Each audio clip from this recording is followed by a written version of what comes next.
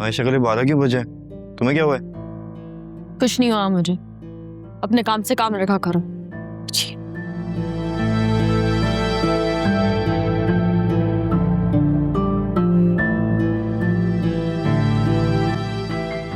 Mummy ये जुनैरा को क्या हुआ? क्या हुआ है? हट्टी कट्टी तो है। नहीं, अजीब सा होलिया बनाए घर में घूम रही है।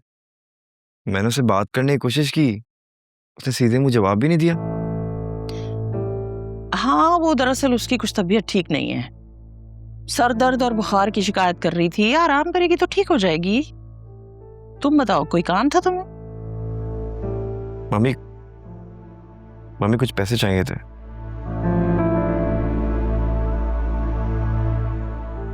तुम एक काम करो ना, अपने बाबा से क्यों नहीं कह देते कि तुम्हें अपना क्रेडिट कार्ड ही दे दें वो। पहले कुछ कमाओ, फिर सारे शौक पूरे कर लेना। कितने पैसे चाहिए? मम्मी मुझे 4 मिलियन चाहिए। 4 मिलियन रुपए? तुम होश में तो हो? मम्मी मुझे अपना बिजनेस स्टार्ट करना है, पैडल कोर्ट खोलना है। लो भाई, टेनिस खेलने के लिए इतना बड़ा खर्चा? मम्मी आप नहीं जानती, आजकल बहुत इन है। लोग आजकल फ्री वक्त में शाम में पैडल खेलने आते हैं। लेकिन अकरम, 40 लाख रुपए एक बहुत बड़ी रकम है। आज तक 4,000 रुपए तो तुमने कमाए नहीं और चले आए मेरे पास 40 लाख मांगने। अरे भाई, पहले कुछ मेहनत करो, किसी जगह जाके काम करो, थोड़ा पैसा कमाओ, फिर आना हमारे पास। और कारोबार के लिए तजर्बा होना जरूरी होता है, जो नहीं है तुम्हारे पास। मम्मी कारोबार के लिए हिम्मत, जज्बा और लगन होनी चाहिए। आज तक टिक कर 3 से 4 महीने से ज्यादा तो तुमने कहीं मुलाजमत की नहीं है। तुम्हारा क्या है? 2 महीने बाद आके हमें कहोगे कि तुम्हारा दिल भर गया, तो हम क्या करेंगे? और तुम्हारे बाबा एक रिटायर्ड आदमी है बेटा, इतना सरमाया नहीं है उनके पास। बस इतना ही पैसा है कि जुनैरा की अच्छी सी शादी हो जाए। वो पैसे नहीं दे सकते तुम्हें। और साफ बात तो ये है कि अगर पैसे हों भी तो हो सकता है वो शायद तुम्हें ना दे, क्योंकि हम दोनों को ये लगता है कि तुम अपनी जिंदगी में कुछ भी करने के लिए सीरियस नहीं हो। मम्मी इस बार मैं बहुत सीरियस हूँ। मैंने बहुत सोचा है, मुझे पूरा यकीन है यही मेरा पैशन है। अच्छा, तो फिर ऐसा करो कि कुछ अरसे के लिए कहीं जॉब करो, 6-8 महीने तजर्बा हासिल करो, कुछ सीखो इस काम के बारे में। फिर भी अगर तुम्हें लगे ना कि तुम यही काम करना चाहते हो तो फिर देखते हैं। मम्मी ऐसे तो आप मुझे टाल रही हैं। अगर ऐसा है तो ऐसे ही समझ लो, क्योंकि मैं तो तुम्हें तुम्हारे बाबा की मेहनत की कमाई ऐसे उड़ाने नहीं दे सकती।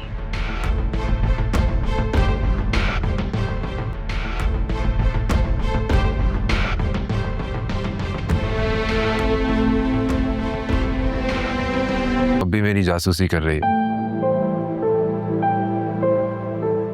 जो लोग आपको अच्छे लगते हैं उन पर तो नजर रखनी चाहिए ना।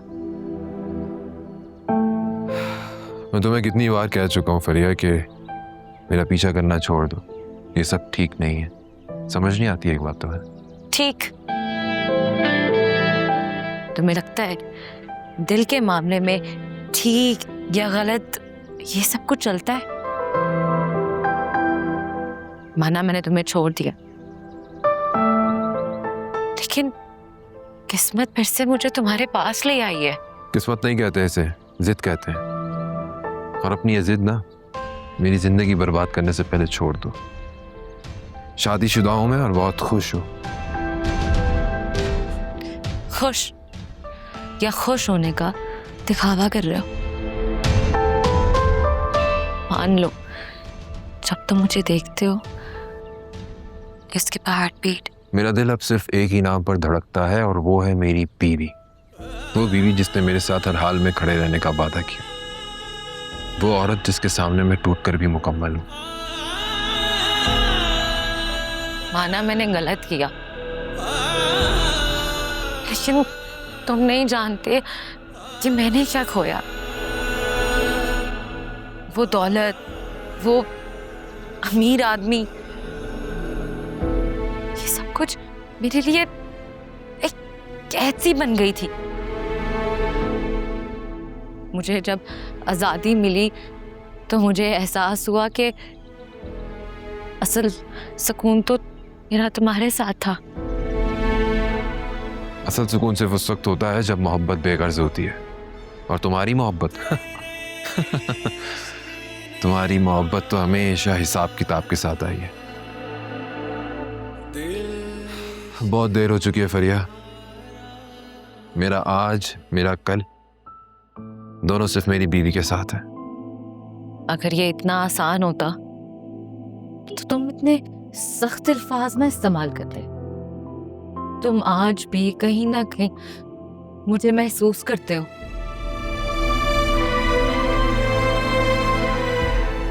करता हूं महसूस, रोज करता हूं, लेकिन सिर्फ एक पछतावा।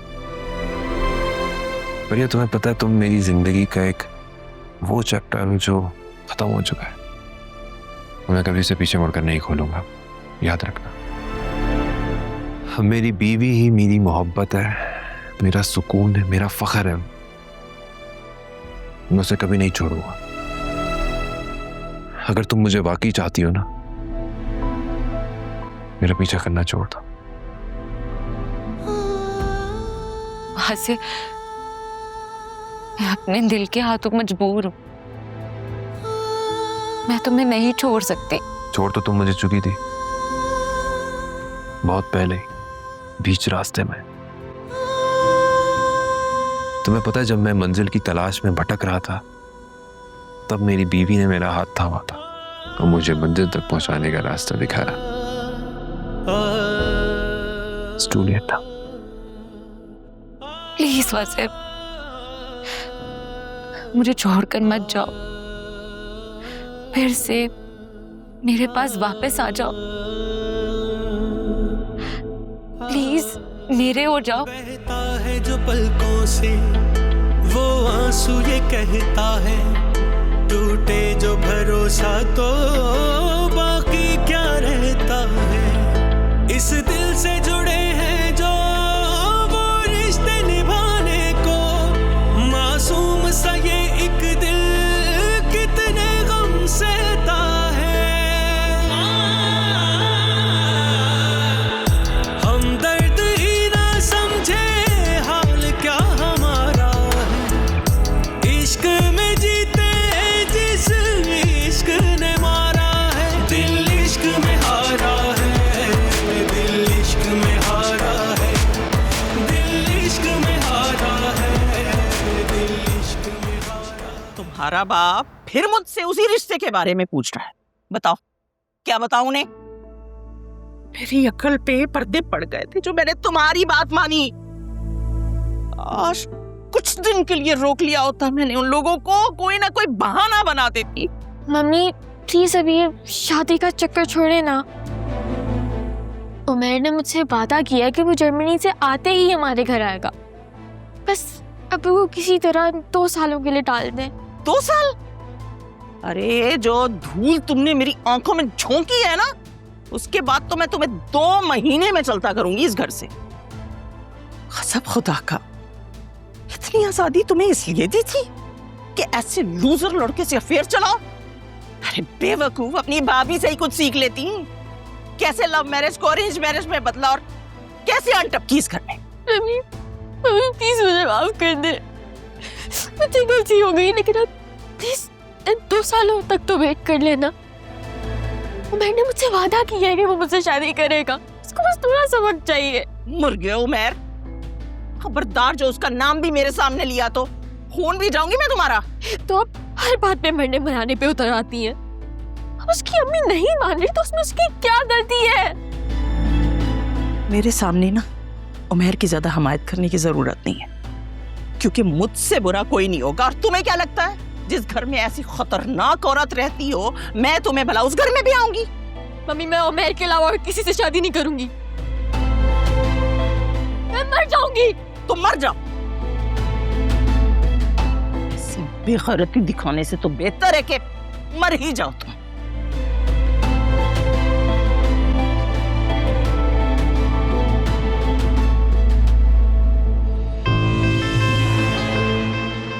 एक मुसीबत खत्म नहीं होती कि दूसरी सर उठा लेती है। खैर, मैं भी